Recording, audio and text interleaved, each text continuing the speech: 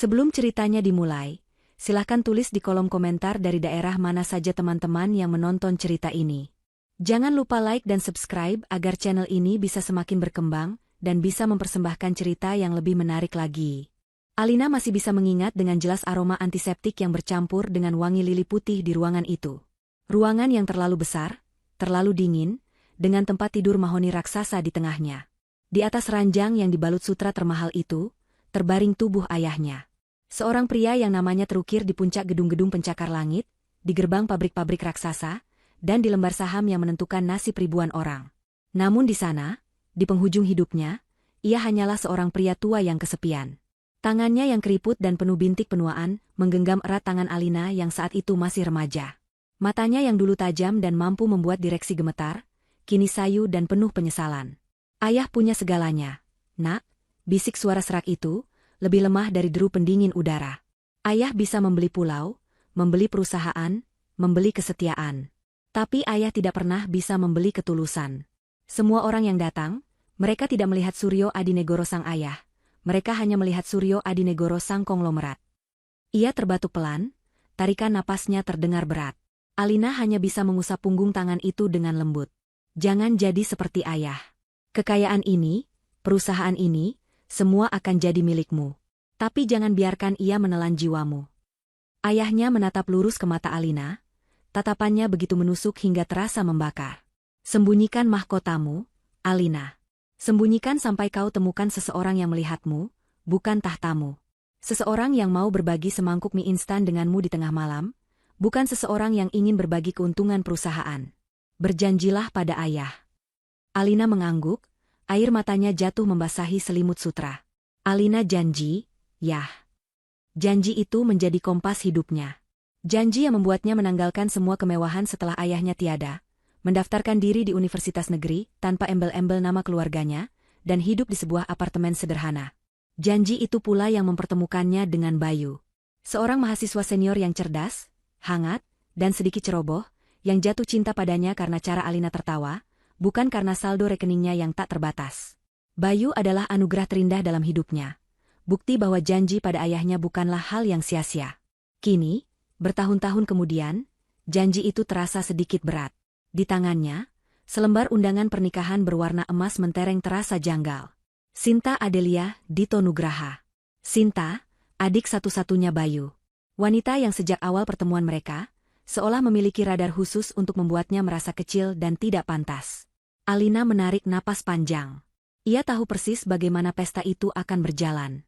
Ia akan datang, menyalami beberapa kerabat yang basa-basi, lalu menghabiskan sisa malam di sudut ruangan, menjadi penonton tak terlihat sementara Sinta memamerkan dunianya. Kamu yakin mau pergi? Suara Bayu membuyarkan lamunannya. Suaminya itu berdiri di ambang pintu kamar, menatapnya dengan sorot mata penuh pengertian. Bayu sudah melepas kemeja kerjanya, menyisakan kaos oblong putih polos yang membuat bahunya terlihat bidang. Ia adalah CEO di salah satu anak perusahaan tersukses milik Suryo Group, sebuah fakta yang selalu coba ia luruskan di depan keluarganya, namun selalu dianggap angin lalu. Tentu saja kita harus pergi, Mas. Ini hari pernikahan adikmu, jawab Alina lembut, meletakkan undangan itu di atas meja rias. Meja rias sederhana dari kayu jati, bukan marmer impor seperti yang dimiliki Sinta. Bayu berjalan mendekat dan memeluk Alina dari belakang, meletakkan dagunya di bahu sang istri. Ia menatap pantulan wajah mereka di cermin. Aku hanya tidak suka cara mereka memandangmu. Terutama Sinta. Seolah-olah kamu itu benalu yang beruntung bisa menempel padaku. Mereka tidak tahu, kalau kamu adalah pohonnya, dan aku hanya salah satu dahannya. Alina tersenyum, memegang lengan kokoh Bayu yang melingkari perutnya. Biarkan saja. Yang penting kita tahu kebenarannya. Aku tidak butuh pengakuan dari mereka, Mas. Aku hanya butuh kamu. Kalimat itu selalu berhasil menenangkan Bayu. Alina tahu suaminya sering merasa frustrasi. Di satu sisi, ia sangat mencintai keluarganya. Di sisi lain, ia tak tahan melihat istrinya terus-menerus direndahkan. Sinta sering menyombongkan posisi Bayu, seolah-olah kesuksesan kakaknya adalah pialanya. Setiap kali Bayu berkata, ini semua berkat Alina, Sinta hanya akan memutar bola matanya dan berkata, iya, dasar bucin. Malam itu, saat Alina memilih gaun untuk dikenakan, Ia sengaja melewati deretan gaun adibusana dari desainer ternama dunia yang tersimpan rapi di bagian terdalam lemari pakaiannya. Gaun-gaun yang tak pernah ia sentuh sejak menikah. Ia justru memilih sebuah gaun terusan berwarna biru malam yang ia beli di sebuah butik lokal beberapa bulan lalu. Potongannya sederhana, kainnya jatuh dengan anggun, tanpa manik-manik atau payet yang berlebihan. Elegan, namun tidak mencolok. Cukup untuk membuatnya tidak terlihat salah kostum, tapi juga cukup sederhana untuk tidak memancing perhatian Sinta yang tidak perlu. Saat ia sedang mematut gaun itu di depan cermin, ponselnya di atas tempat tidur bergetar. Sebuah pesan masuk. Dari Sinta. Alina sudah menduga akan ada pesan semacam ini. Biasanya berisi petuah agar ia berdandan lebih layak, atau tidak mempermalukan keluarga. Tapi kali ini, isinya sedikit berbeda. Nanti di sana pakai kalung berlian yang kupinjamkan ya, Kak. Biar nggak kelihatan timpang banget jalan di sebelah Mas Bayu yang seorang CEO. Anggap aja amal dariku. Alina menutup matanya sejenak. Kalung yang Sinta sebut, berlian, itu adalah kalung yang ia beli saat berlibur ke luar negeri. Terlihat berkilauan, tapi Alina tahu persis itu hanyalah kristal sirkonia berkualitas tinggi, bukan berlian sungguhan. Sinta meminjamkannya beberapa minggu lalu dengan dalih, kakak kan gak punya perhiasan bagus, pakai saja punyaku sesekali. Sebuah tindakan yang terlihat seperti kebaikan, namun sesungguhnya adalah hinaan terselubung. Alina melirik ke kotak perhiasan di laci meja riasnya. Di dalamnya, tersembunyi di bawah beberapa perhiasan imitasi yang biasa ia pakai, ada sebuah kotak beludru hitam. Isinya adalah kalung warisan ibunya. Rangkaian berlian biru paling langka di dunia, The Star of Adi Negoro. Nilainya bisa membeli seluruh gedung pernikahan yang disewa Sinta, beserta isinya. Ia menarik napas, menekan rasa sesak di dadanya. Ini bukan tentang pamer kekayaan. Ini tentang menepati janjinya. Ia tidak akan membiarkan kesombongan Sinta memancingnya keluar dari kehidupan tenang yang telah ia bangun dengan susah payah. Ia mengambil kalung pemberian Sinta, merasakan dinginnya logam murah itu di tangannya. Dengan sebuah helaan napas panjang, ia membalas pesan itu. Iya, Sinta. Terima kasih banyak. Pasti aku pakai.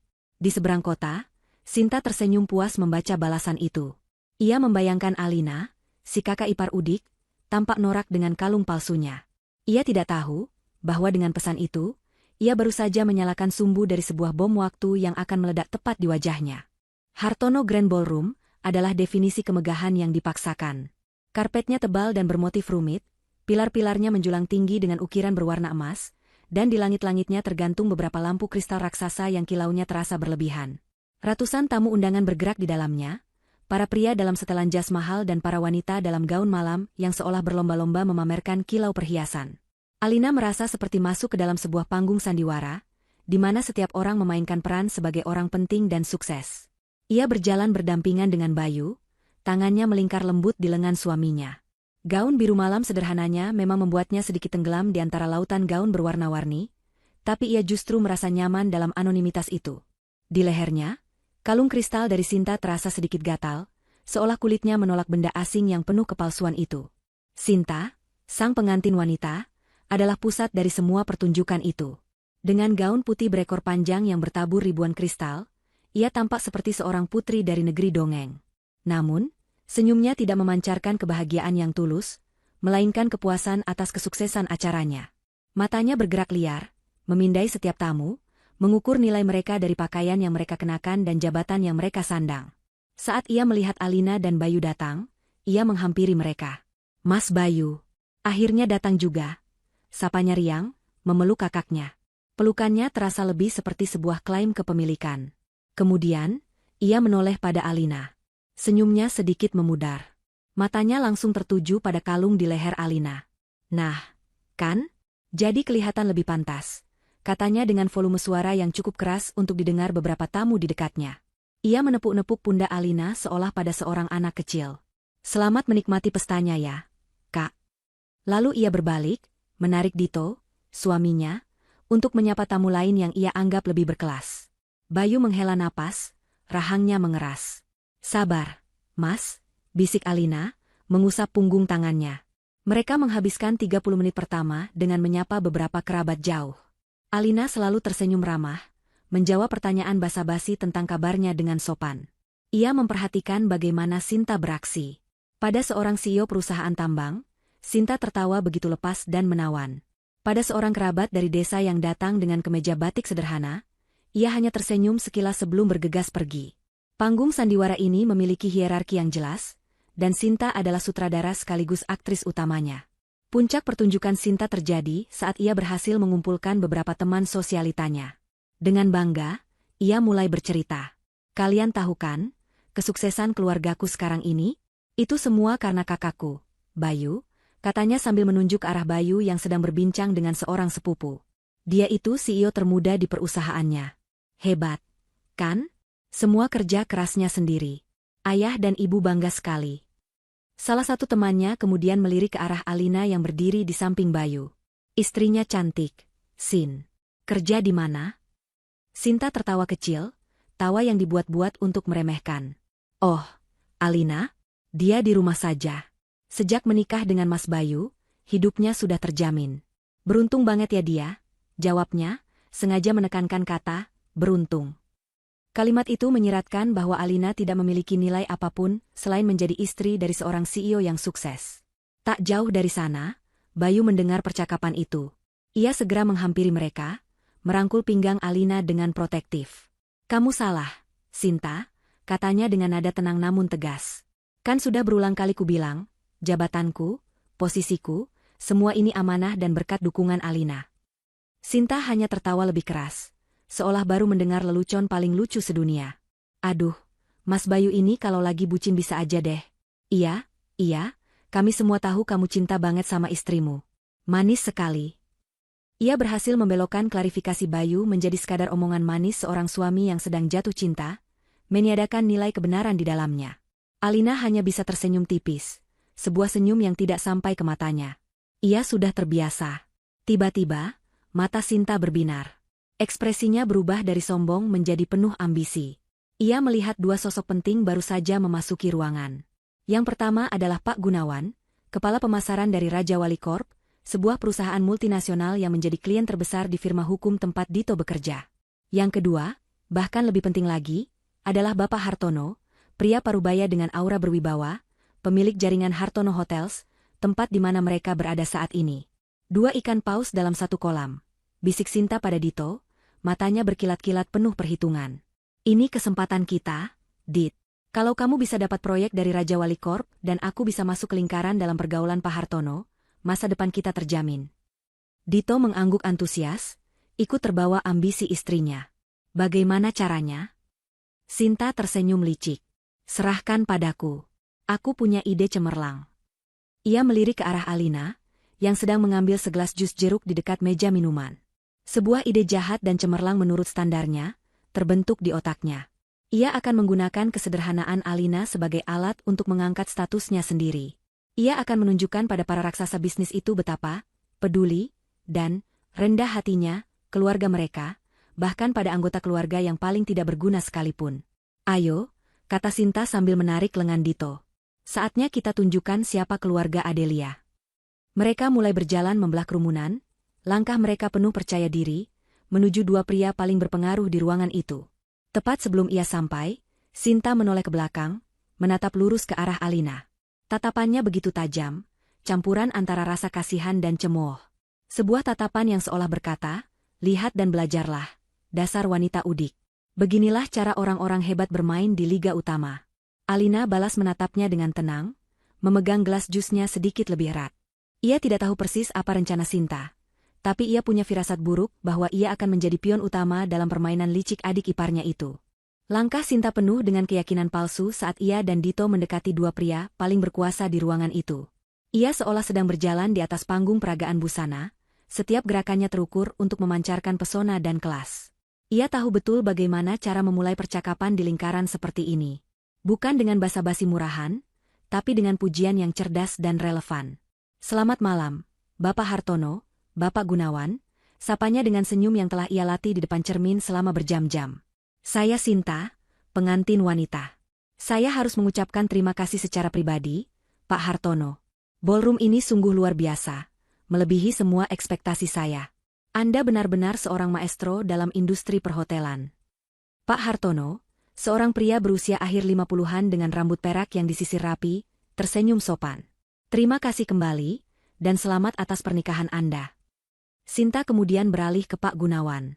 Dan Pak Gunawan, sebuah kehormatan bisa bertemu Anda. Dito, suami saya, bekerja di firma hukum yang menangani beberapa kasus untuk Raja Wali Corp. Dia sangat mengagumi strategi pemasaran Anda yang brilian. Manuver yang cerdas. Dalam satu tarikan napas, ia berhasil memuji keduanya, memperkenalkan dirinya dan suaminya, sekaligus menyelipkan koneksi bisnis secara halus. Dito hanya tersenyum canggung, membiarkan istrinya mengambil alih sepenuhnya. Pak Gunawan mengangguk profesional. Dunia bisnis memang kecil. Setelah merasa berhasil membangun fondasi percakapan, Sinta merasa inilah saat yang tepat untuk melancarkan manuver utamanya. Ia memindai ruangan sejenak, menemukan Alina yang masih berdiri di dekat meja minuman, berbincang pelan dengan seorang bibi jauh. "Kak Alina, sini sebentar, dong," panggilnya. Nada suaranya terdengar manis, namun ada unsur perintah yang tak bisa ditolak di dalamnya. Panggilan itu membuat beberapa kepala menoleh. Alina, yang terkejut karena namanya dipanggil begitu keras, merasa semua mata tertuju padanya. Ia tidak punya pilihan lain. Dengan enggan, ia meletakkan gelasnya dan berjalan mendekat, merasa seperti seekor domba yang digiring ke tengah-tengah serigala.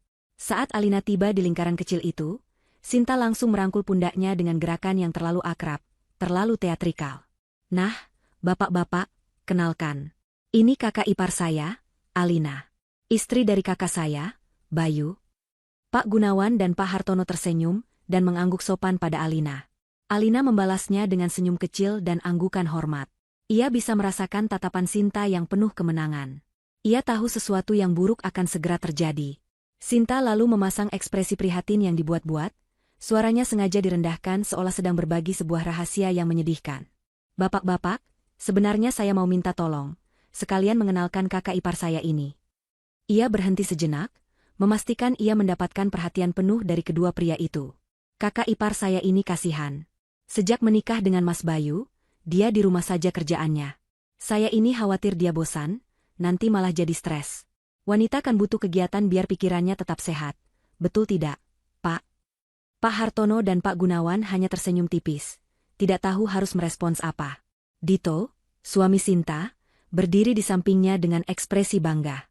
Ia pikir istrinya sungguh cerdas, mampu menunjukkan sisi kemanusiaan dan kepedulian di depan para petinggi. Sinta melanjutkan monolognya, nadanya kini lebih bersemangat. "Nah, kebetulan kakak ipar saya ini orangnya rajin sekali, telaten. Kalau urusan bersih-bersih atau cuci-mencuci, dia jagonya. Jadi, saya pikir, siapa tahu di perusahaan Bapak Gunawan atau di jaringan hotel Bapak Hartono ada pekerjaan yang cocok untuknya. Apa saja tidak apa-apa. Mungkin bagian laundry, atau housekeeping. Sekadar untuk bantu dia biar ada kegiatan dan penghasilan sendiri. Hitung-hitung, bapak-bapak sudah beramal." Hening. Kata-kata Sinta menggantung di udara, begitu tajam dan begitu menghina, namun terbungkus rapi dalam selubung kepedulian palsu. Ia telah berhasil, dalam satu kalimat, merendahkan Alina menjadi seorang wanita pengangguran yang menyedihkan dan membutuhkan belas kasihan, sambil memposisikan dirinya sebagai adik ipar yang baik hati. Beberapa tamu yang berdiri cukup dekat dan mendengar percakapan itu mulai berbisik-bisik.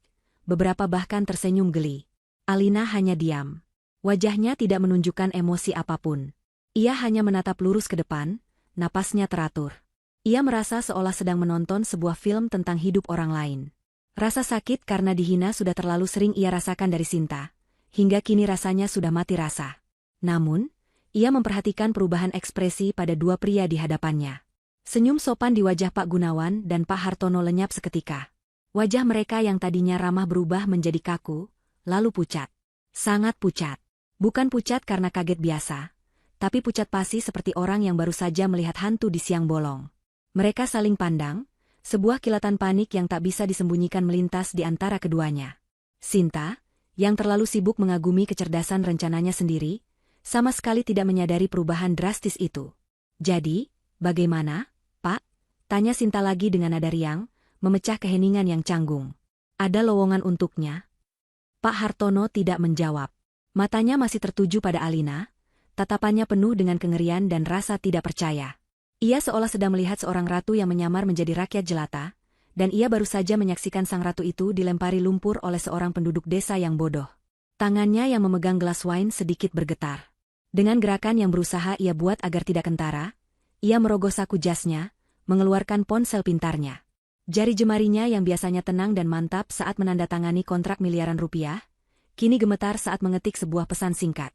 Ia berusaha menutupi layar ponselnya dengan tubuhnya, seolah itu adalah pesan rahasia negara. Pesan itu sangat pendek, hanya terdiri dari 5 kata, dikirim ke manajer operasional hotelnya. Bencana di ballroom utama. Kode merah. Suasana di sekitar mereka terasa aneh. Udara yang tadinya penuh dengan alunan musik lembut dan dengung percakapan, kini terasa berat dan menyesakan. Sinta mulai merasa ada yang tidak beres. Ia melihat bagaimana Pak Gunawan hanya menatap kosong ke depan, sementara Pak Hartono buru-buru memasukkan kembali ponselnya ke saku seolah benda itu panas. Kepuasan yang tadinya ia rasakan mulai terkikis oleh perasaan bingung. Bapak? Bapak Hartono? Sinta mencoba lagi, senyumnya mulai terasa kaku di wajahnya. Apakah ada masalah? Pertanyaannya diabaikan. Pak Hartono mengambil satu langkah maju, melewati Sinta seolah wanita itu tidak ada. Ia berjalan lurus ke arah Alina. Kemudian, di depan puluhan pasang mata yang menatap penuh rasa ingin tahu, pria yang memiliki ratusan hotel mewah di seluruh negeri itu melakukan sesuatu yang tak terduga. Ia sedikit membungkukkan badannya, sebuah gestur hormat yang dalam dan tulus. Ibu Alina, katanya, suaranya terdengar sedikit bergetar. Mohon maafkan saya. Sungguh, mohon maafkan saya. Apakah ada yang tidak berkenan dengan acara ini? Pelayanannya? Makanannya? Tolong beritahu saya, dan saya akan perbaiki sekarang juga, saat ini juga. Ruangan yang tadinya hanya senyap di lingkaran kecil mereka, kini benar-benar hening. Musik seolah berhenti total. Para tamu di meja-meja terdekat menghentikan percakapan mereka, menoleh ke sumber drama yang baru saja tercipta. Panggilan, Ibu Alina, dari seorang Hartono yang legendaris terdengar seperti guntur di siang hari bolong. Sinta membeku. Otaknya berusaha keras memproses apa yang baru saja ia lihat dan dengar. Ibu? Pak Hartono memanggil Alina dengan sebutan, Ibu? Sebutan yang hanya digunakan untuk wanita dengan posisi atau kehormatan yang sangat tinggi. Kebingungan di wajahnya dengan cepat berubah menjadi amarah, karena merasa dipermainkan. Pak Hartono kenal dia? Tanyanya dengan nada menuntut, menunjuk pada Alina dengan tidak sopan. Ibu siapa? Dia ini bukan siapa-siapa. Dia hanya istri kakak saya, seorang pengangguran. Emosinya meledak. Ia merasa harga dirinya diinjak-injak. Rencananya untuk tampil bersinar kini berantakan total. Di kejauhan, Bayu yang sejak tadi mengawasi, hanya berdiri diam. Wajahnya datar, namun matanya menyeratkan badai yang telah lama ia tahan. Ia tidak maju. Ia tahu, ini adalah momen Alina. Momen di mana sang singa betina yang terlalu lama tertidur, akhirnya membuka matanya. Dan memang benar. Untuk pertama kalinya malam itu, bahkan untuk pertama kalinya dalam bertahun-tahun di depan keluarga suaminya, topeng kesabaran Alina retak. Ia tidak lagi menunduk atau tersenyum tipis. Ia mengangkat wajahnya, menatap lurus ke mata Sinta.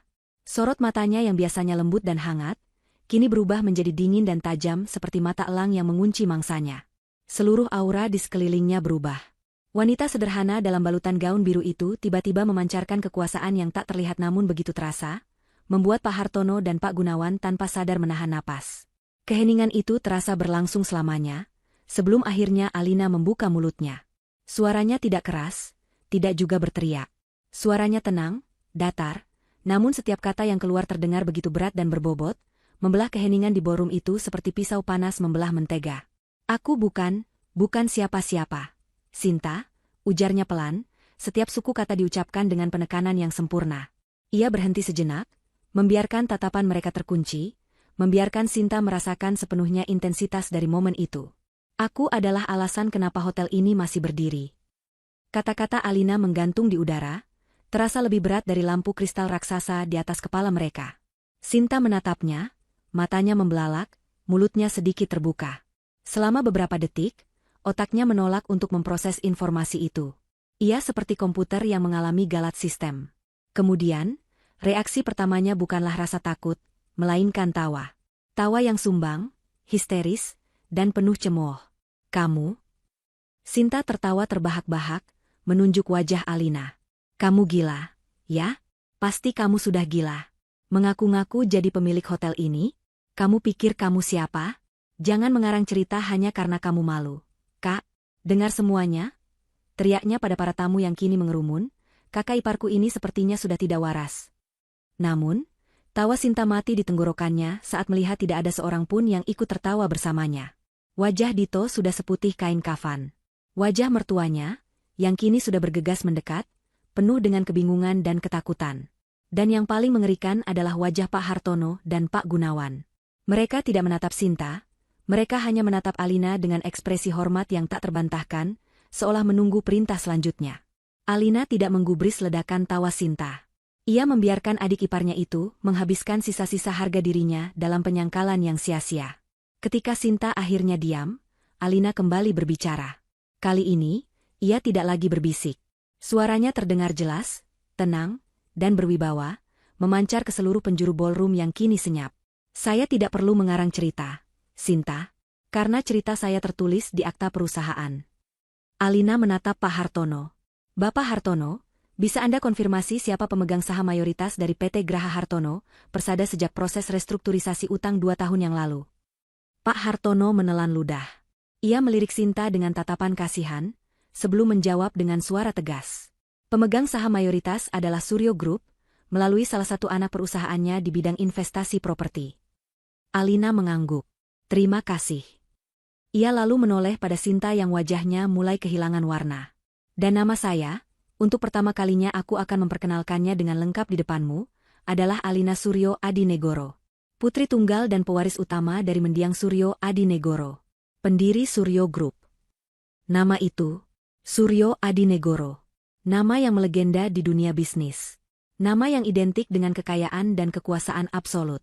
Sinta terhuyung mundur seolah baru saja menerima tamparan keras. Tidak mungkin. Ini pasti mimpi buruk. Wanita sederhana yang selama ini ia hina, yang ia anggap benalu, yang ia panggil tukang cuci, adalah seorang Suryo Adinegoro. Alina melanjutkan, tanpa ampun, membongkar satu persatu pilar kebanggaan Sinta. Tanpa tanda tangan saya di atas proposal penyelamatan itu, Sinta, pesta pernikahan impianmu malam ini mungkin akan diadakan di balai desa, bukan di hotel bintang 5. Kata-kata itu begitu tajam, begitu tepat sasaran, membuat Sinta merasa seolah ditelanjangi di depan semua orang. Alina kemudian mengalihkan pandangannya pada Pak Gunawan, yang sejak tadi hanya bisa menunduk. Dan Raja Wali Corp, tempat Pak Gunawan bekerja, baru saja menandatangani perpanjangan kontrak eksklusif dengan divisi logistik kami 3 bulan lalu. Sebuah kontrak yang saya setujui secara pribadi, karena proposal yang diajukan oleh tim Pak Gunawan memang sangat baik. Satu lagi pilar runtuh. Koneksi bisnis yang Sinta coba bangun dengan susah payah, ternyata berada di bawah telapak kaki Alina. Dan yang terakhir, yang paling menyakitkan, Alina menatap kakaknya, Bayu. Suaminya itu menatapnya kembali dengan sorot mata penuh cinta dan dukungan. Dan suamiku, kata Alina, suaranya sedikit melembut saat menyebut Bayu, sebelum kembali menajam saat menatap Sinta. Suamiku, Bayu, yang selalu kamu banggakan sebagai seorang CEO hasil kerja kerasnya sendiri. Kamu tidak salah. Dia memang pekerja keras. Tapi kamu salah besar jika berpikir dia berjuang sendirian. Dia adalah CEO dari Suryo Digital, anak perusahaan kami yang paling sukses dan paling berharga. Jabatan itu bukan hadiah. Jabatan itu adalah amanah yang saya berikan padanya, karena di seluruh dunia ini, tidak ada orang lain yang lebih kompeten dan lebih saya percaya untuk memimpin masa depan perusahaan saya selain dia. Inilah pukulan terakhir yang menghancurkan dunia Sinta berkeping-keping. Kebanggaan terbesarnya, kesuksesan kakaknya, ternyata adalah pemberian dari wanita yang paling ia benci. Semua kesombongannya, semua harga dirinya, dibangun di atas fondasi yang ia tidak tahu dimiliki oleh musuhnya. Ia bukan lagi seorang putri di istananya, ia hanyalah seorang badut di sirkus milik Alina. Bisik-bisik di antara para tamu kini berubah menjadi gumaman yang jelas. Orang-orang yang tadi mencibir Alina, kini menatapnya dengan campuran rasa kagum dan takut. Mereka yang tadi mengagumi Sinta, kini memandangnya dengan tatapan kasihan dan jijik. Kekuasaan di ruangan itu telah berpindah total. Sinta hanya bisa menggelengkan kepalanya, air matanya mulai mengalir. Tidak mungkin. Alina melihat kehancuran di mata adik iparnya. Tapi ia belum selesai. Ia mengeluarkan ponselnya, sebuah model lama yang sering dicemooh Sinta karena dianggap ketinggalan zaman. Ia menekan satu nomor dari panggilan cepat. Halo, Tono, sapanya dengan tenang. Saya harap tidak mengganggu di hari Sabtu malam. Terdengar suara balasan dari seberang. Iya, saya sedang di Hartono Grand Ballroom. Tolong hubungi bagian keuangan hotel. Semua tagihan untuk acara pernikahan Sinta Adelia dan Dito Nugraha, mulai dari sewa gedung, catering, dekorasi, hingga biaya terkecil sekalipun, alihkan ke rekening pribadi saya. Anggap saja sebagai bonus akhir tahun untukmu, karena sudah bekerja dengan baik. Terima kasih. Alina menutup teleponnya dan memasukkan kembali ponsel itu ke dalam tas sederhananya.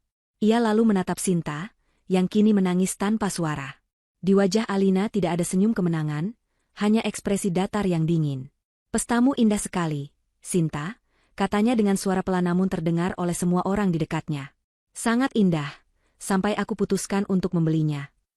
Kalimat terakhir Alina adalah pemantik yang menyulut ledakan. Keheningan yang mencekam pecah menjadi kekacauan yang tak terkendali. Orang pertama yang bergerak adalah Dito. Pengantin pria itu, dengan wajah pucat dan lutut gemetar, tiba-tiba menjatuhkan dirinya di lantai. Ia tidak berlutut, ia bersujud di depan Alina, mengabaikan Sinta, istrinya, yang berdiri membatu di sampingnya.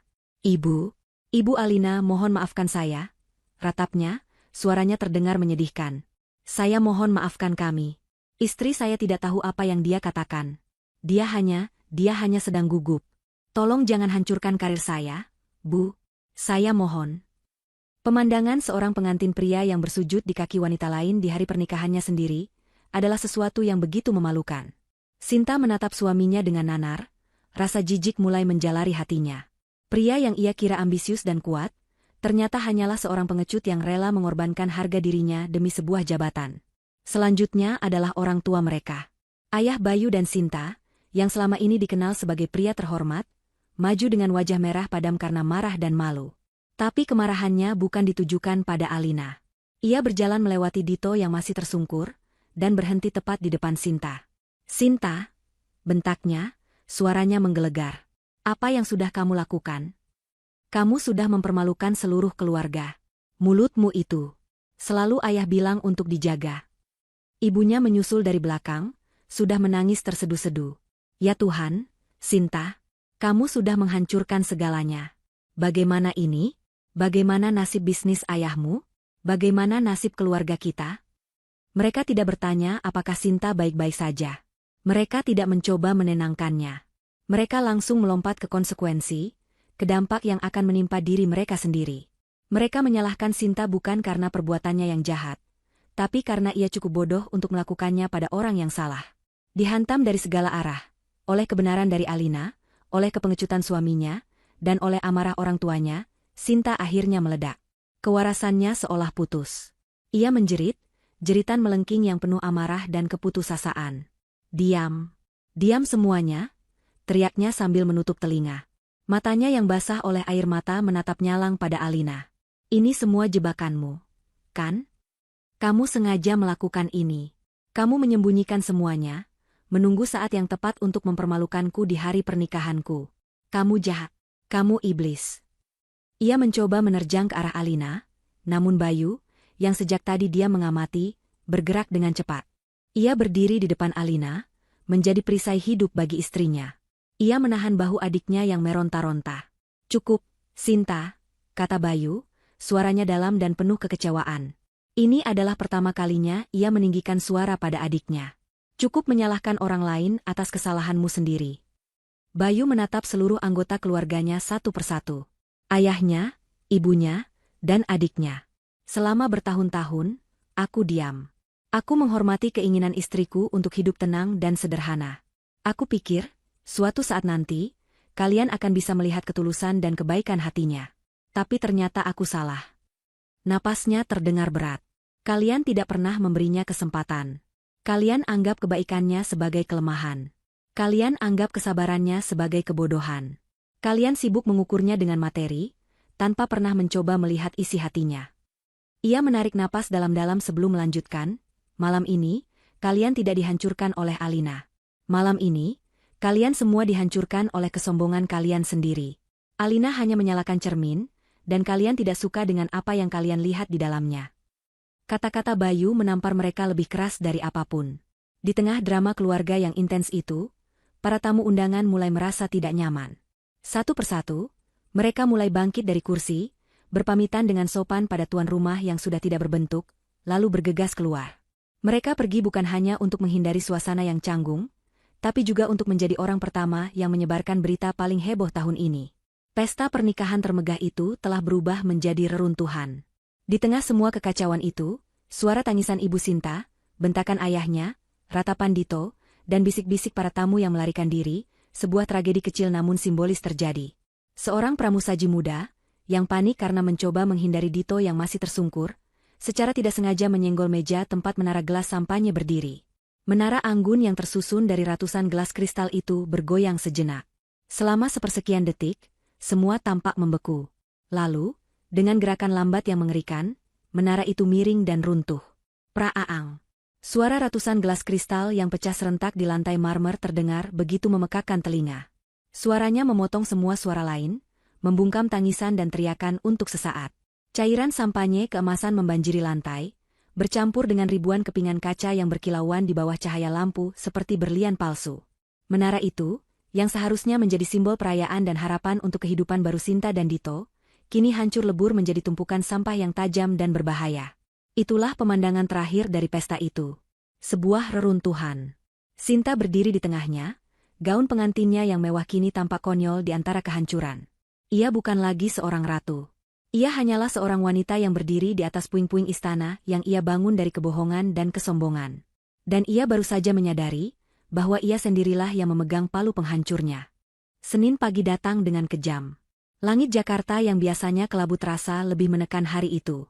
Bagi Sinta, Dito, dan kedua orang tuanya, perjalanan menuju Suryo Tower terasa seperti perjalanan para terpidana menuju tiang gantungan.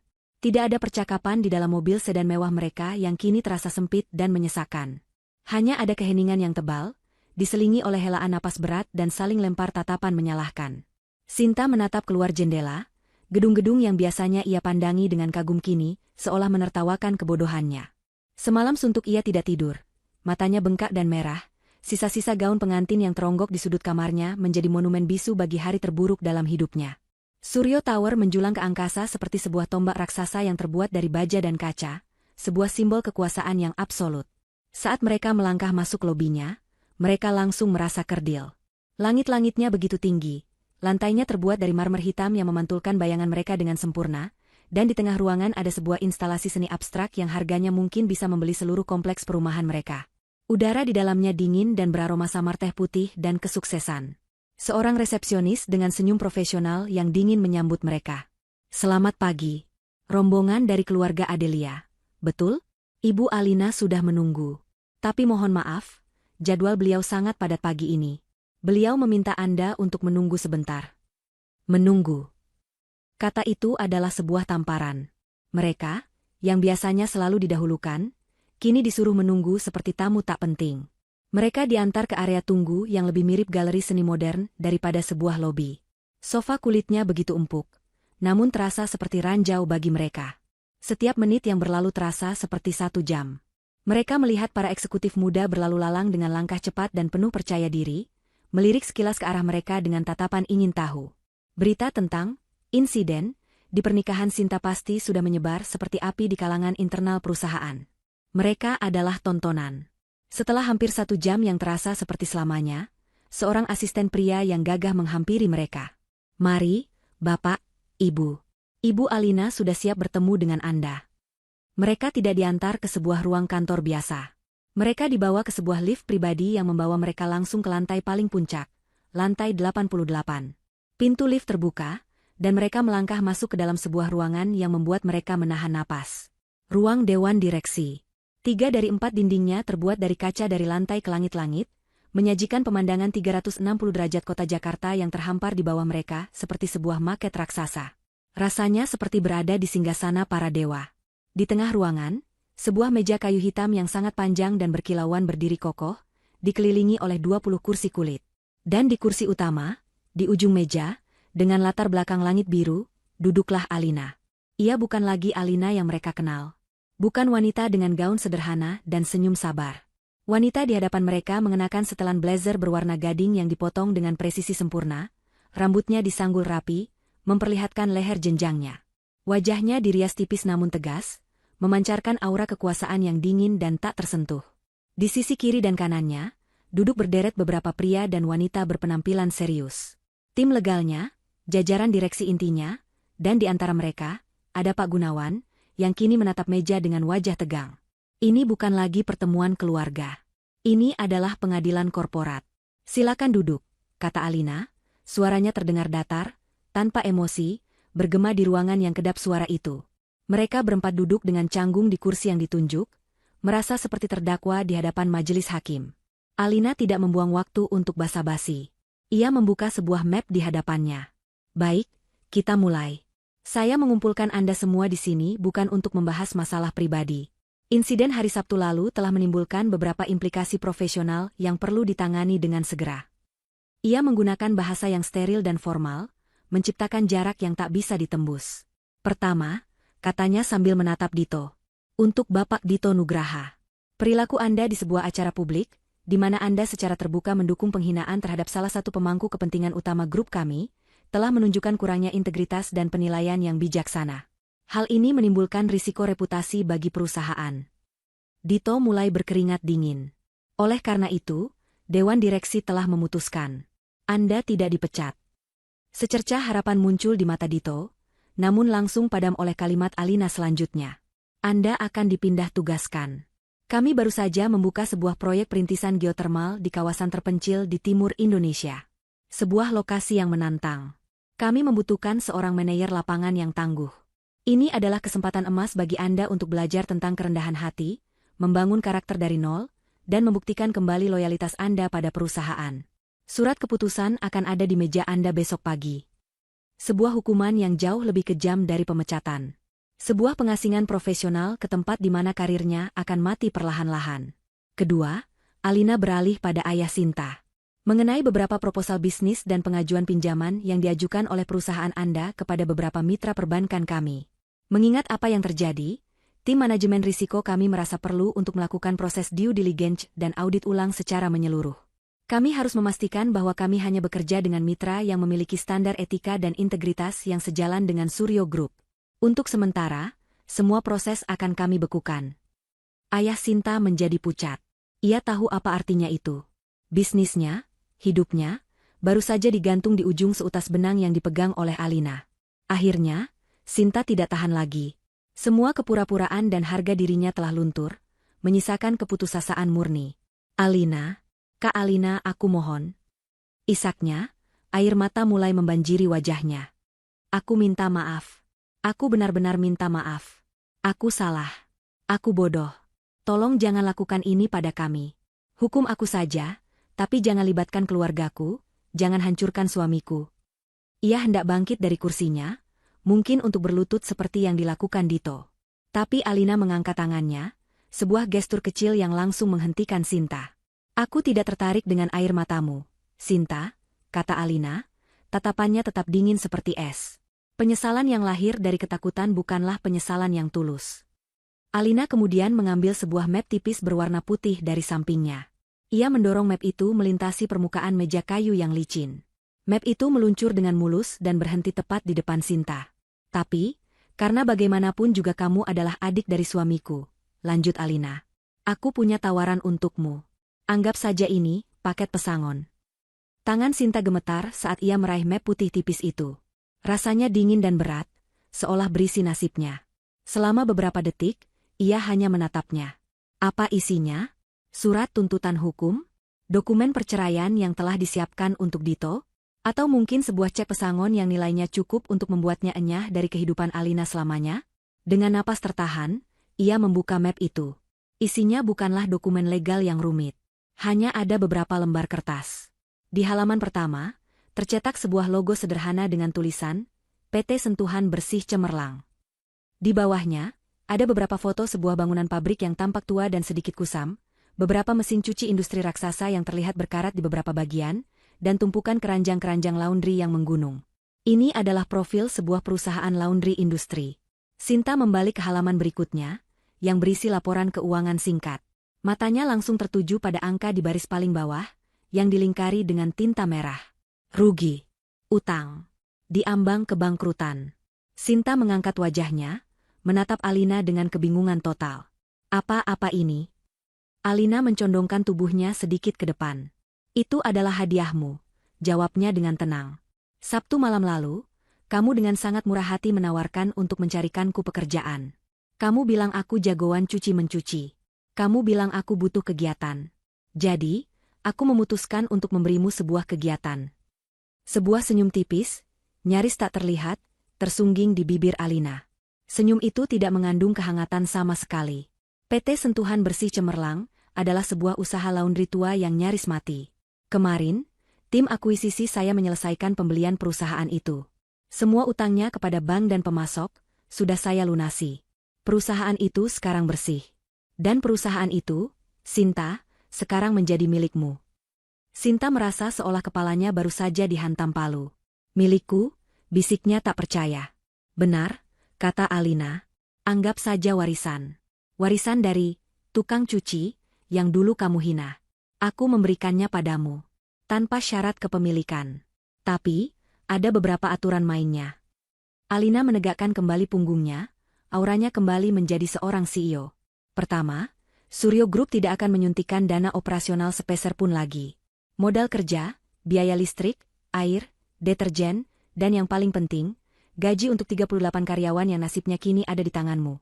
Semua itu harus kamu hasilkan sendiri dari keuntungan perusahaan. Kedua, lanjutnya, kamu tidak boleh menjual asetnya. Kamu tidak boleh memecat karyawannya kecuali karena pelanggaran berat. Kamu harus menjalankannya. Kamu harus membuatnya untung. Kamu harus belajar apa artinya bertanggung jawab atas penghidupan orang lain. Orang-orang yang selama ini kamu anggap tidak terlihat. Ini bukan hadiah. Ini adalah penjara. Sebuah penjara yang terbuat dari keringat, deterjen, dan tanggung jawab yang tak pernah Sinta bayangkan seumur hidupnya. Ini adalah sebuah karma yang dirancang dengan kecerdasan yang begitu kejam dan puitis. Alina tidak hanya menghukumnya, tapi juga memaksanya untuk menjalani peran yang dulu ia gunakan untuk menghina orang lain. Sinta merasakan gelombang mual di perutnya. Mengelola karyawan, mengurus mesin rusak, memikirkan untung rugi, ia bahkan tidak tahu bagaimana cara menyalakan mesin cuci di rumahnya sendiri. Aku tidak bisa, gagap Sinta, menggelengkan kepalanya dengan panik. Aku tidak tahu apa-apa tentang bisnis ini. Ini akan gagal. Aku akan gagal. Mungkin, jawab Alina acuh tak acuh. Dan jika kamu gagal, maka kamu sendiri yang harus menatap mata para karyawan itu dan mengatakan pada mereka bahwa anak-anak mereka tidak bisa makan bulan depan karena kamu tidak kompeten. Pilihan ada di tanganmu. Sinta merasa dunianya gelap. Hukuman ini lebih buruk dari kemiskinan. Hukuman ini adalah penghinaan yang berkelanjutan, sebuah pengingat abadi akan kesalahannya. Ia menatap Dito, mencari pertolongan, tapi suaminya itu hanya menunduk, wajahnya sepucat mayat. Seolah bisa membaca pikiran Sinta, Alina memberikan pukulan terakhirnya. Pukulan pamungkas yang menyempurnakan mahakarya balas dendamnya. Oh, dan satu hal lagi, katanya dengan nada ringan. Melihat perkembangan baru ini, saya rasa mengirim suami Anda ke pelosok negeri tidak lagi efisien. Ia menatap Dito, yang langsung mengangkat wajahnya dengan sedikit harapan. Pindah tugas Bapak Dito Nugraha ke proyek geotermal, saya batalkan. Dito hampir saja menangis karena lega, sampai ia mendengar kalimat Alina selanjutnya. Posisi baru Anda, Pak Dito, adalah sebagai manajer operasional di PT Sentuhan Bersih Cemerlang. Mengawasi jadwal kerja, perawatan mesin, dan logistik. Anda akan melapor langsung kepada direktur utama yang baru, istri Anda sendiri, Ibu Sinta Adelia. Hening. Kali ini, keheningan di ruangan itu terasa begitu absolut, seolah semua oksigen telah tersedot keluar. Sinta dan Dito hanya bisa saling tatap, horor dan rasa tidak percaya terpancar jelas di wajah mereka. Alina baru saja mengikat takdir mereka berdua. Mengikat mereka dalam sebuah neraka pribadi yang mereka ciptakan sendiri. Mereka tidak hanya dihukum, mereka akan menjalani hukuman itu bersama-sama, setiap hari, di dalam sebuah pabrik laundry tua, di mana jabatan mereka adalah lelucon kejam dari peran yang pernah mereka mainkan di hari pernikahan. Alina berdiri dari kursinya, menandakan bahwa audiensi telah selesai. Selamat belajar menjadi pemimpin bagi satu sama lain, katanya sebagai kalimat penutup. Ia kemudian berbalik dan berjalan menuju jendela raksasa, menatap kota di bawahnya, membelakangi reruntuhan dua manusia yang baru saja ia ciptakan. 6 bulan terasa seperti seumur hidup. Dunia Sinta yang dulu beraroma parfum mahal dan sampahnya dingin, kini beraroma tajam deterjen industri, apeknya kain lembab, dan panasnya uap dari mesin setrika raksasa. PT Sentuhan Bersih Cemerlang bukanlah sebuah perusahaan, melainkan sebuah monster tua yang terus-menerus mengerang dan menuntut untuk diberi makan. Setiap pagi, Ia dan Dito memasuki gerbang pabrik yang catnya sudah mengelupas itu dalam keheningan yang dingin. Pernikahan mereka sudah mati, hanya menyisakan hubungan kerja yang canggung dan penuh kepahitan. Mereka tidak lagi tidur di ranjang yang sama. Apartemen mewah mereka terasa seperti dua sel penjara yang saling berhadapan. Bulan pertama adalah bencana. Sinta mencoba mengelola perusahaan seperti ia mengelola acara sosialita. Ia datang siang, mengenakan blazer, yang langsung kotor dalam 5 menit, dan mulai memberi perintah dengan nada tinggi. Ia mengkritik cara karyawan melipat sprei, mengeluh tentang lantai yang kotor, dan menuntut laporan yang ia sendiri tidak mengerti cara membacanya. Hasilnya adalah perlawanan bisu. Para karyawan, yang sebagian besar sudah bekerja di sana selama puluhan tahun, hanya mengangguk lalu kembali bekerja dengan cara mereka sendiri. Mereka menganggapnya lelucon, seorang ratu manja yang tersesat di perkampungan kumuh. Dito tidak lebih baik. Dipermalukan karena harus melapor pada istrinya sendiri, ia bekerja setengah hati. Ia menghabiskan sebagian besar waktunya di ruang kantor kecil yang pengap, membuat jadwal yang tidak realistis dan menyalahkan para pekerja atas kerusakan mesin yang disebabkan oleh usia tua. Pertengkaran mereka menjadi makanan sehari-hari di pabrik itu. Teriakan Sinta dan bantahan Dito yang sinis bergema di antara deru mesin cuci, menjadi musik latar dari kegagalan mereka. Kenyataan menghantam mereka dengan keras. Klien-klien lama mulai mengeluh tentang kualitas cucian yang menurun dan keterlambatan pengiriman. Salah satu hotel butik, klien terbesar mereka, mengancam akan memutuskan kontrak. Mesin pengering utama sering mati, dan biaya perbaikannya memakan sebagian besar keuntungan tipis mereka. Sinta mencoba menggunakan pesonanya untuk bernegosiasi dengan pemasok, sebuah taktik yang selalu berhasil di masa lalunya. Tapi di dunia ini, para pemasok bahan kimia tidak peduli dengan tas Hermes atau senyum menawan. Mereka hanya peduli pada pembayaran yang tepat waktu. Puncak dari semua bencana terjadi di akhir bulan ke-6. Mesin boiler utama, jantung dari seluruh operasional pabrik, akhirnya menyerah. Dengan suara ledakan kecil yang disusul desisan uap panas, mesin tua itu mati total. Seluruh pabrik berhenti. Tidak ada air panas berarti tidak ada cucian yang bisa diproses. Montir yang mereka panggil memberikan vonis yang brutal. Mesin itu harus diganti, dan biayanya ratusan juta rupiah. Uang yang sama sekali tidak mereka miliki. Yang lebih buruk, besok lusa adalah hari gajian. Kas perusahaan kosong melompong. Malam itu, pabrik terasa seperti kuburan. Para karyawan sudah pulang dengan wajah cemas, meninggalkan Sinta dan Dito sendirian di tengah keheningan yang menakutkan. Dito duduk di kursinya, wajahnya terbenam di kedua telapak tangannya, sudah menyerah. Tapi Sinta, untuk pertama kalinya, tidak berteriak atau menyalahkan Dito. Ia hanya berjalan keluar dari kantor dan berdiri di tengah-tengah lantai produksi yang gelap dan dingin. Ia menatap tumpukan kain kotor yang belum tercuci, mencium aroma kegagalan yang pekat. Ia sudah menjual mobilnya, sebagian besar perhiasannya, dan semua barang bermerek miliknya hanya untuk menutupi biaya operasional selama ini. Tapi sepertinya itu belum cukup. Ia benar-benar sudah sampai di titik terendah. Tidak ada lagi yang bisa ia jual, tidak ada lagi yang bisa ia andalkan. Di tengah keputusasaannya, matanya menangkap sebuah gerakan di sudut ruangan. Seorang wanita parubaya masih ada di sana. Bu Ida, kepala bagian pencucian. Wanita paling senior, paling dihormati, dan paling pendiam di pabrik itu. Ia tidak sedang bekerja. Ia hanya sedang membersihkan dan merapikan peralatan kerjanya yang sudah tua, mengelapnya dengan kain bersih, seolah itu adalah benda paling berharga di dunia. Ada sebuah ketenangan dan martabat dalam gerakannya yang membuat Sinta tertegun. Wanita ini, yang gajinya mungkin tidak cukup untuk membeli sepatu Sinta di masa lalunya, memiliki sesuatu yang tidak Sinta miliki, ketangguhan. Sinta teringat cerita dari salah satu karyawan lain. Suami Bu Ida sudah meninggal, dan ia menghidupi 3 anaknya yang masih sekolah seorang diri dari gajinya di pabrik ini. Ia tidak pernah mengeluh, tidak pernah terlambat, dan selalu menjadi orang terakhir yang pulang. Melihat Bu Ida, sesuatu di dalam diri Sinta retak. Bukan karena putus asa, tapi karena perasaan lain yang aneh. Rasa malu, rasa hormat. Ia tiba-tiba menyadari, kegagalannya bukan hanya tentang dirinya sendiri. Kegagalannya akan menyeret 38 orang lain bersamanya. Kegagalannya berarti anak-anak Bu Ida mungkin tidak bisa melanjutkan sekolah. Beban tanggung jawab itu tiba-tiba terasa begitu nyata, begitu berat. Ia kembali ke kantornya dalam diam. Dito sudah tertidur di kursinya, kelelahan. Sinta membuka laci mejanya. Di bagian paling bawah, tersembunyi di dalam sebuah kantong beludru, ada benda terakhir dari kehidupan lamanya yang masih tersisa. Sebuah jam tangan mewah, hadiah ulang tahun dari ayahnya bertahun-tahun yang lalu. Benda itu adalah satu-satunya kenangan berharga dari sang ayah yang ia simpan.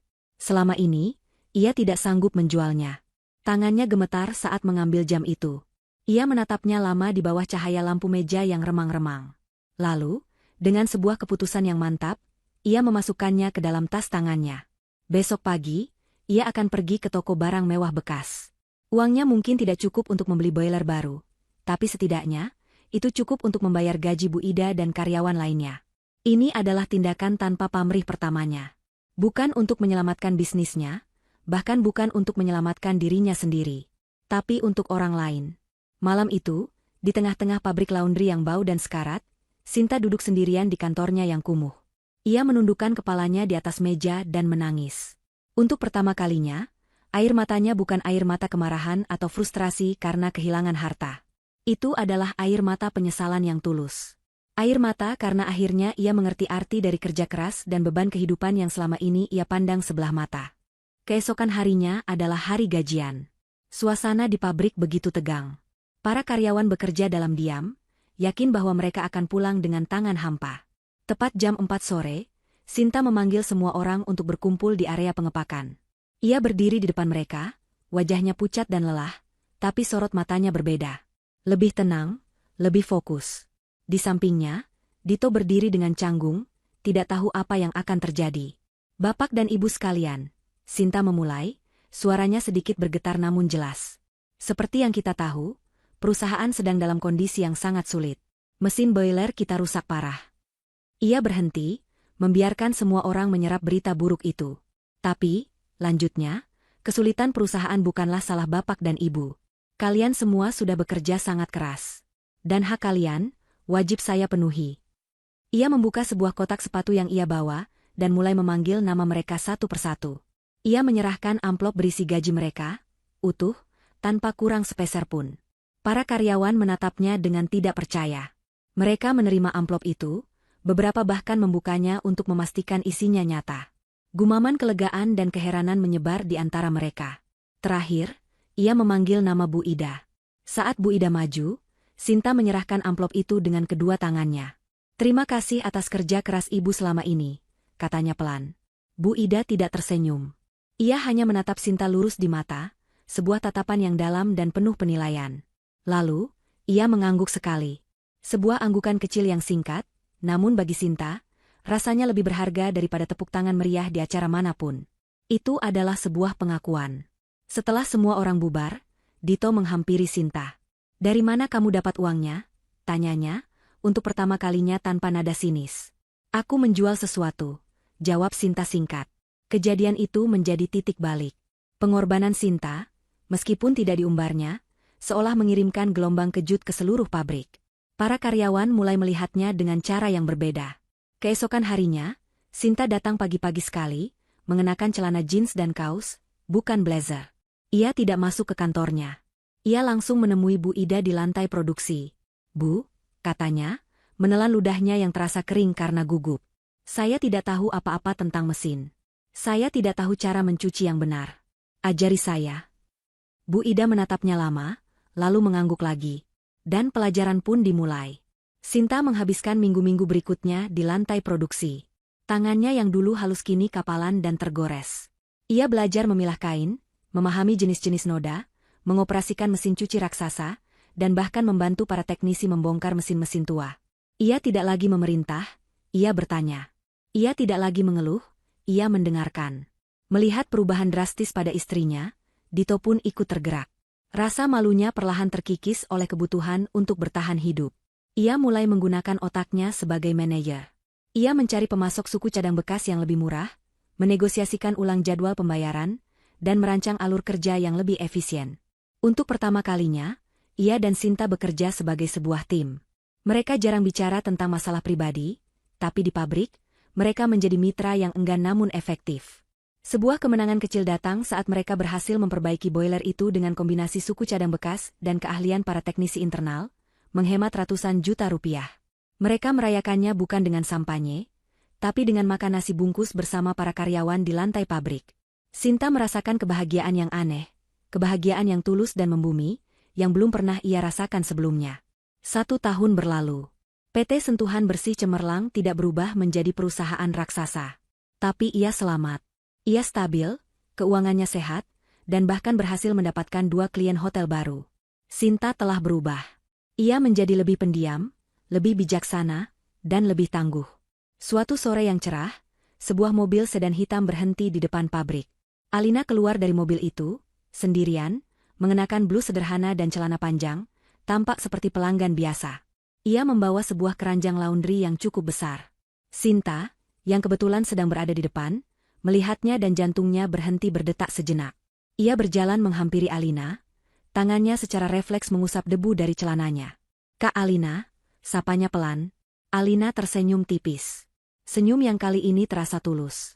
"Aku dengar laundry di sini bagus," katanya ringan. Ia menyerahkan keranjang itu pada Sinta. "Tolong, ya." Sinta menerima keranjang itu. Rasanya begitu berat, penuh dengan makna. "Masuk dulu, Kak," ajaknya. Mereka duduk di kantor Sinta yang kecil dan sederhana. Keheningan menyelimuti mereka sejenak, sebelum akhirnya Sinta memberanikan diri untuk berbicara. "Maafkan aku," bisiknya, menatap kedua tangannya sendiri yang kapalan. "Untuk semuanya. Aku baru mengerti sekarang." Alina menatapnya dengan sorot mata yang lembut. "Ayahku pernah berkata padaku," katanya pelan, "kekuasaan dan uang bisa membersihkan banyak masalah dengan cepat. Tapi hanya kerja keras dan keringat yang bisa membersihkan jiwa." Ia berhenti sejenak. "Sepertinya, jiwamu sudah sangat bersih sekarang, Sinta." Sinta akhirnya mengangkat wajahnya, dan untuk pertama kalinya, ia tersenyum pada Alina. Senyum yang tulus, tanpa kepalsuan, tanpa iri hati. Alina tidak tinggal lama. Saat ia pergi, ia meninggalkan Sinta dengan perasaan damai yang aneh. Hukuman itu telah berakhir, bukan karena Alina mencabutnya, tapi karena Sinta telah selesai menjalaninya dan lulus dari ujiannya. Epilognya tidak seperti di negeri dongeng. Pernikahan Sinta dan Dito akhirnya kandas. Mereka berpisah secara baik-baik, menyadari bahwa mereka adalah 2 orang berbeda yang dipaksa bersama oleh kesalahan masa lalu. Dito pindah ke kota lain untuk memulai hidup baru. Sementara Sinta, secara mengejutkan, memilih untuk tetap menjalankan pabrik laundry itu. Ia telah menemukan harga dirinya di sana. Beberapa waktu kemudian, adegan terakhir menampilkan Alina dan Bayu yang sedang berjalan santai di taman. Mereka tertawa, bergandengan tangan, terlihat seperti pasangan biasa yang sedang menikmati sore hari. Alina telah berhasil menepati janjinya pada sang ayah. Ia tidak hanya menemukan cinta yang tulus, tapi ia juga belajar menggunakan kekuasaannya dengan bijaksana. Bukan untuk menghancurkan, tapi untuk menempa. Karena ia tahu, karma terbaik bukanlah kehancuran total bagi sang musuh, melainkan sebuah kelahiran kembali yang menyakitkan, yang mengubah mereka menjadi manusia yang lebih utuh. Kemenangan sejatinya bukanlah saat Sinta jatuh, tetapi saat Sinta akhirnya mampu berdiri tegak di atas kakinya sendiri. 5 tahun adalah waktu yang panjang sekaligus singkat. Cukup panjang untuk mengubah alur sebuah sungai, namun cukup singkat bagi kenangan pahit untuk tetap membekas. Bagi orang-orang yang hidupnya bersinggungan dalam badai di Hartono Grand Ballroom malam itu, 5 tahun telah menjadi sebuah kanvas yang melukiskan takdir mereka dengan warna-warna yang tak terduga. Jalanan di kawasan industri pinggiran kota itu kini lebih ramai dari sebelumnya. Di antara deretan pabrik-pabrik baru yang modern, ada satu bangunan yang tampak tua namun terawat dengan sangat baik. Papan nama besar di depannya tidak lagi bertuliskan PT Sentuhan Bersih Cemerlang, yang terdengar generik. Nama itu telah diganti menjadi Kencana Laundry, sebuah nama yang dipilih sendiri oleh direkturnya.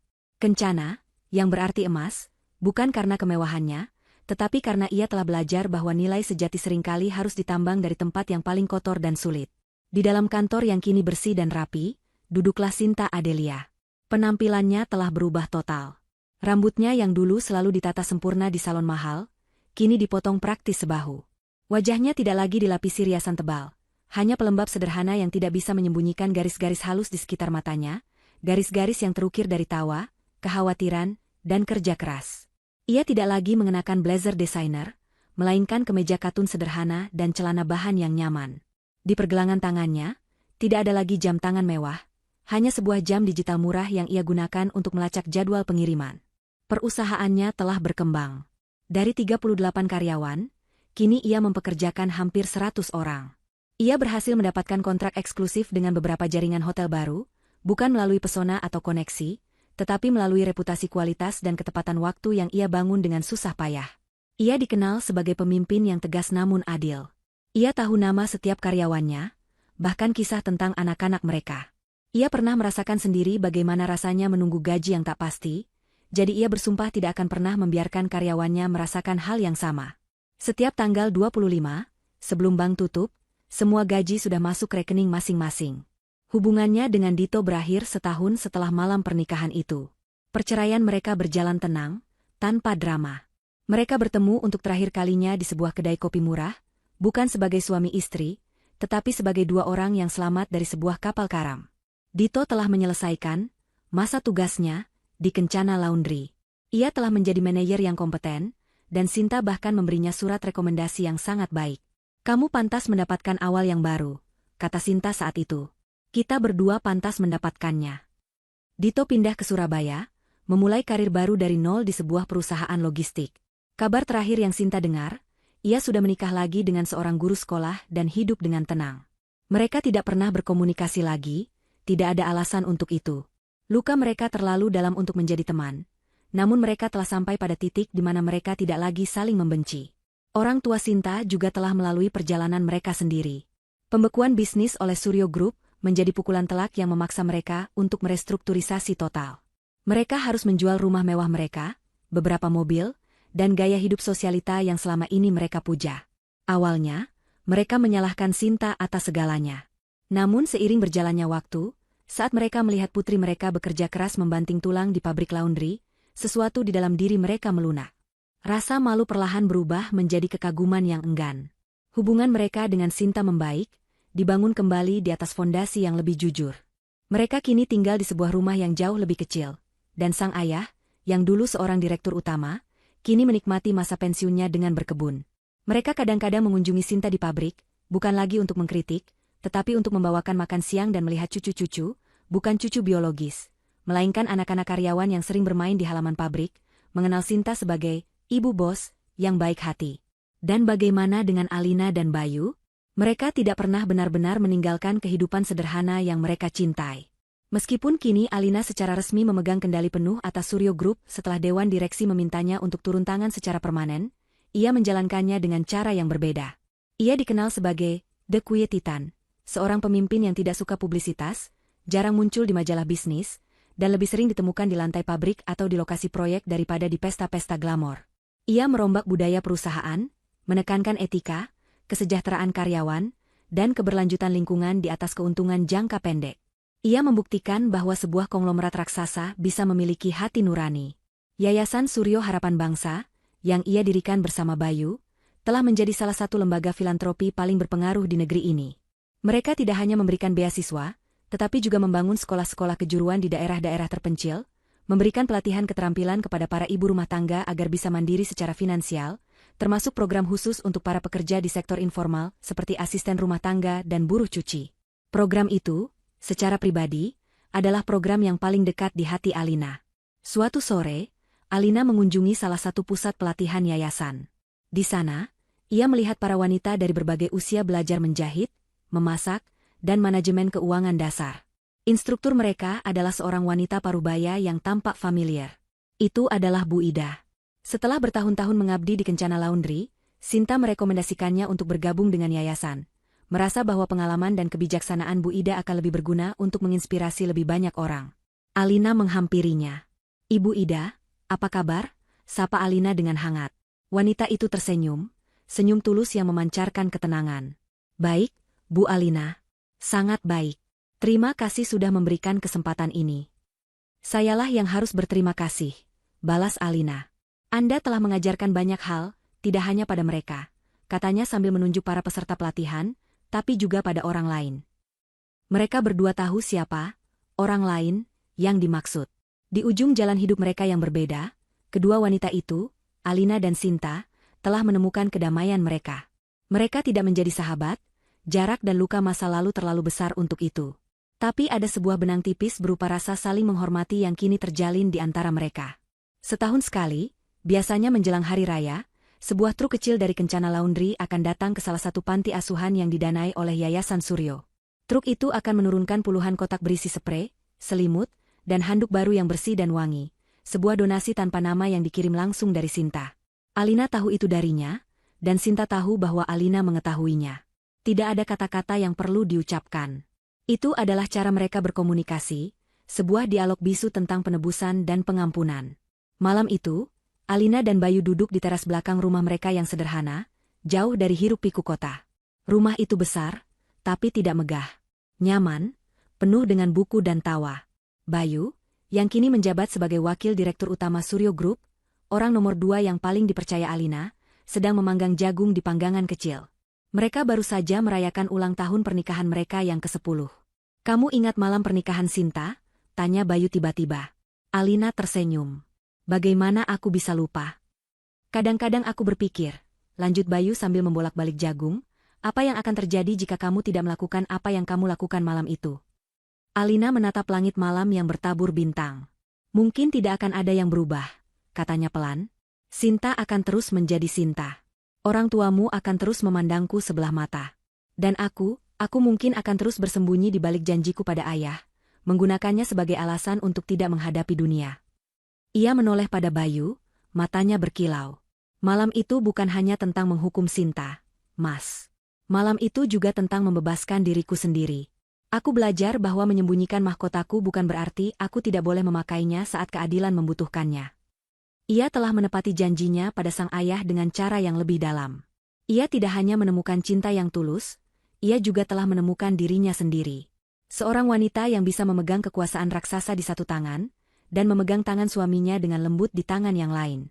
Seorang pemimpin yang bisa membuat keputusan bernilai triliunan rupiah di pagi hari, dan menikmati jagung bakar sederhana di malam hari. Keseimbangan. Itulah kemenangan sejatinya. Gema dari pesta yang hancur 5 tahun lalu tidak lagi terdengar seperti jeritan, melainkan seperti bisikan pengingat, bahwa kehancuran kadang-kadang adalah awal dari penciptaan kembali, dan pembersihan yang sesungguhnya selalu dimulai dari dalam hati.